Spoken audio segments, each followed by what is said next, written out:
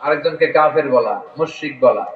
আপনি যদি কাউরে কাফের বলেন, সে যদি কাফের না হয় আপনি নিজেই কাফের হয়ে যাবেন। ফতোয়া দেয় তুই কাফের, তুই কাফের, তোর নানা কাফের, তোর পীর সাহেব কাফের। তোর এই কাফের পীর সাহেব মারা গেলে যেখানে কবর দিবে, ওই কবরের উপরে যে ঘাস জন্মাবে, ওই ঘাস যে গরু খাবে, ওই গরুর যে দুধ খাবে, ও কাফের। আছে না এরকম ফতোয়া?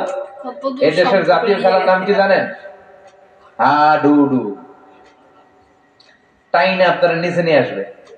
এদেশে কেউ আগাইতে চাইলে এরা উঠতে দেওয়া যায় না, কেউ উঠতে চাইলে ওরা টাইনে নামায়। কারণ জাতীয় খেলা হাডুডু। হাডুডুর নিয়ম হচ্ছে একজন সামনে যাবে আর সবাই ওর ঠ্যাং ধরে টানবে। কথা বলেন? এই জন্য এগুলো বাদ দেন।